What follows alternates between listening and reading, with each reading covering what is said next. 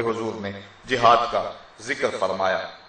حضرت سلمان فارسی رضی اللہ تعالی عنہ سے ایک روایت ہے، اور روایت بیان کرتے ہیں حضرت ابو عثمان رضی اللہ تعالی عنہ، کہتے ہیں ایک دن میں حضرت سلمان فارسی رضی اللہ تعالی عنہ کے ہمراہ کسی سفر میں تھا، خزاں کا موسم تھا، اور درختوں کی شاخوں کے اوپر جو پتے تھے وہ زرد ہو گئے ہوئے تھے۔ ایک درخت آیا جس کی ایک شاخ لٹک رہی تھی اور جس کے اوپر زرد پتوں کا گہنا تھا۔ حضرت سلمان فارسی نے اس شاخ کو پکڑا اور جھٹکا دیا، جتنے پتے تھے گر گئے۔ اس منظر کو دیکھ کر کے میں محظوظ ہو رہا تھا کہ حضرت سلمان فارسی میری طرف توجہ پذیر ہوئے اور کہنے لگے، ابو عثمان تو نے پوچھا نہیں کہ میں نے ایسا کیوں کیا؟ تو میں نے کہا کہ حضرت آپ بتا دیجئے آپ نے ایسا کیوں کیا؟ کہا ایک دن میں حضور کے ساتھ تھا، سفر کا موقع تھا اور موسم یہی تھا، درخت کی ایک شاخ لٹک رہی تھی جس کے اوپر زرد پتے تھے، حضور آگے بڑھے اور شاخ کو پکڑ کے حضور نے جھٹکا دیا تو جتنے بھی اس کے اوپر پتے تھے سارے گر گئے اور شاخ اسی طرح خالی ہو گئی۔ تو میں بھی اس منظر کو دیکھ کے معزوز ہوتا رہا۔ حضور نے میری طرف توجہ کی اور فرمایا، سلمان تو نے مجھے پوچھا نہیں کہ میں نے ایسا کیوں کیا؟ حضرت سلمان فارسی کہتے ہیں میں نے عرض کی، بندہ نواز آپ ارشاد کرتے ہیں کہ آپ نے ایسا کیوں کیا؟ تو حضور نے فرمایا، جس طرح میں نے اس شاخ کو جنبش دی اور اس کے اوپر کوئی پتا باقی نہیں رہا، جب کوئی شخص نماز کے لیے کھڑا ہوتا ہے اس طرح سارے گناہ اس کے بدن سے جھڑ جاتے ہیں۔ تو یہ نماز کی برکات ہیں۔ حضور نے ارشاد فرمایا، مفتاح الجنت الصلاۃ، جنت کی چابی نماز ہے، یعنی چابی کے بغیر تالا نہیں کھلتا۔ تو اگر جنت میں جانے کی آرزو ہے تو پھر نماز کی ادائیگی کا مزاج بنانا ہوگا۔ نماز کی ادائیگی کا مزاج بنا لیں گے تو یہ جنت کو کھولنے والی ہے، مفتاح الجنہ، جنت کی یہ چابی ہے۔ بلکہ حضور علیہ السلام نے ارشاد فرمایا، اول ما یحاسب بہ العبد یوم القیامہ الصلاۃ، قیامت کے دن بندے سے سب سے پہلا سوال نماز کا ہوگا۔ اگر پہلے سوال کے اندر ہی انسان بے بس ہو گیا تو باقی معاملے تو خراب ہو گئے، اور جس نے اس کے جواب کے اندر آسانی پائی اس کے باقی معاملے بھی اللہ ٹھیک فرما دے گا۔ تو قیامت کے دن بندوں سے سب سے پہلا سوال جو ہے وہ نماز کا ہوگا۔ اور میرے اور آپ کے آقا و مولا نے فرمایا، حبب الیہ من دنیاکم ثلاث، لوگوں تمہاری دنیا سے مجھے صرف 3 چیزیں پسند ہیں، الطیب والنساء وجعلت قرۃ عینی فی الصلاۃ، خوشبو، منکوحہ عورتیں، اور میری آنکھوں کی ٹھنڈک نماز میں رکھی گئی ہے۔ حضور نے نماز کو اپنی آنکھوں کی ٹھنڈک قرار دیا۔ بلکہ نماز کی برکات کا عالم یہ ہے کہ حضور نبی رحمت صلی اللہ علیہ وآلہ وسلم نے ارشاد فرمایا، حضرت ربیعہ بن قعب اسلمی رضی اللہ تعالی عنہ حضور کی خدمت میں حاضر تھے اور حضور کی خدمت کیا کرتے تھے۔ تو حضور نے فرمایا، سل، کوئی سوال کر لیجئے، مانگ لیجئے، ہیں آج وہ مائل بعطا، اور بھی کچھ مانگ۔ اللہ اکبر، سل، مانگ لیجئے۔ تو حضرت ربیعہ نے کیا مانگا؟ حضرت ربیعہ کہتے ہیں، فقلت، تو میں نے عرض کی، اسألک مرافقتک فی الجنہ، حضور یہاں جس طرح مجھے آپ کا قرب حاصل ہے جنت میں بھی آپ کا قرب نصیب ہو جائے۔ جنت کا لطف تو تبھی نصیب ہوگا کہ اگر آپ کی مرافقت نصیب ہو جائے۔ تو حضور علیہ السلام نے فرمایا، او غیر ذالک، یہ تو مل گیا، کچھ اور مانگ لو۔ اللہ اکبر۔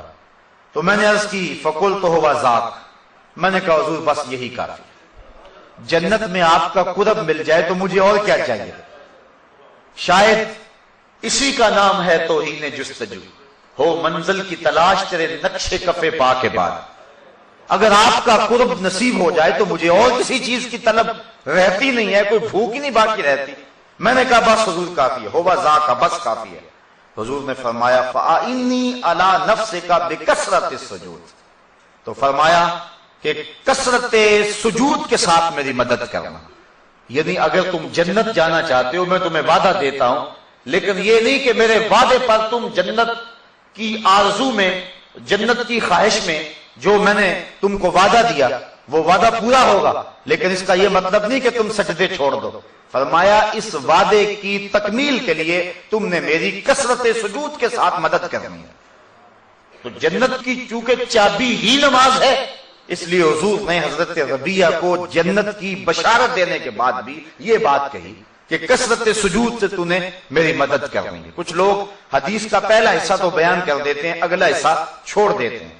حضور نے وعدہ جنت دیا، لیکن اس کا یہ مطلب نہیں ہے کہ وعدہ جنت کے بعد وہ سجدوں کو چھوڑ دے۔ حضور نے 10 صحابہ عشرہ مبشرہ کے لیے وعدہ جنت دیا، لیکن اس کے باوجود وہ نماز کے معاملے کے اندر کبھی کسی سستی کا ارتکاب نہیں کیا کرتے تھے، بلکہ وہ بہت زیادہ کثرت کے ساتھ سجدے کرنے والے تھے۔ حضور نبی رحمت صلی اللہ علیہ وآلہ وسلم نے ارشاد فرمایا، اور ایک حدیث سنیے، اس کو روایت حضرت عبداللہ ابن عمر رضی اللہ تعالی عنہ فرماتے ہیں کہ صلینا مع رسول اللہ صلی اللہ علیہ وسلم المغرب، ہم نے حضور کے ساتھ مغرب کی نماز پڑھی۔ فرجع من رجع وعقب من عقب، کچھ لوگ چلے گئے اور کچھ لوگ مسجد میں ہی بیٹھے رہے۔ فجاء رسول اللہ صلی اللہ علیہ وسلم مسرعا، حضور تشریف لائے اور حالت یہ تھی کہ حضور بڑے تیز تیز قدم اٹھا کے جہاں صحابہ بیٹھے تھے ادھر آ رہے تھے۔ اور پھر حضور نے جب صحابہ کو دیکھا، قالا ابشروا، فرمایا مبارک ہو، خوشخبری ہو تمہیں، ھذا ربکم قد فتح بابا من ابواب السماء، تمہارے رب نے آسمان کے سارے دروازے کھول دیے۔ یہ تمہارا رب ہے اور اس نے آسمان کے سارے دروازے کھول دیے ہیں۔ یباہی بکم الملائکہ، اور وہ فرشتوں میں فخر کر رہا ہے تمہاری وجہ سے، فرشتوں کے اندر اللہ فخر فرما رہا ہے۔ اور کیا فرما رہا ہے؟ یقول، وہ کہتا ہے انظروا الی عبادی قد قضوا فریضۃ وہم ینتظرون اخرى، اللہ فرماتا ہے اور میرے بندوں کو دیکھو، انہوں نے ایک نماز پڑھ لی ہے اور دوسری نماز کے انتظار میں بیٹھے ہوئے ہیں۔ تمہارے اس عمل کی وجہ سے اور تمہارے اس دوسری عشاء کی نماز کے انتظار کی وجہ سے اللہ فرشتوں میں فخر فرما رہا ہے۔ فرشتوں ذرا جھک کے نظر دوڑا کے ذرا میرے بندوں کی ادا کو تو دیکھو کہ وہ ایک نماز پڑھ کے دوسری نماز کا انتظار کر رہے ہیں۔ تو نماز کا طالب جو ہے وہ اللہ جل شانہ اس پہ فخر کرتا ہے، حالانکہ بندے کو عجز اور نیاز مندی کے اظہار کے لیے نماز پڑھنا ہوتی ہے، لیکن نماز پڑھنے والے پہ اللہ کتنا راضی ہوتا ہے کہ فرشتوں کو کہتا ہے اور آسمان کے سارے در کھول کے کہتا ہے فرشتوں دیکھ لو میرے بندوں کو، چونکہ فرشتوں نے کہا تھا کہ سجدے تو ہم کریں گے، رکوع تو ہم کریں گے، یہ تو دھینگا مشتی کریں گے، یہ تو فساد اور شر پھیلائیں گے۔ اللہ فخر کرتا اپنے ان بندوں پہ جو ایک نماز کے بعد دوسری نماز کے منتظر ہوتے ہیں، اور فرشتوں کہتا ہے دیکھو میرے بندوں کو، تم تو کہتے تھے کہ یہ لڑائی کریں گے، دیکھو کہ نماز پڑھ لیا، گھر کو نہیں جا رہے کہ دوسری پڑھ کے جائیں گے۔ اللہ بندوں کے اس عمل پہ جو ہے وہ فرشتوں کے اندر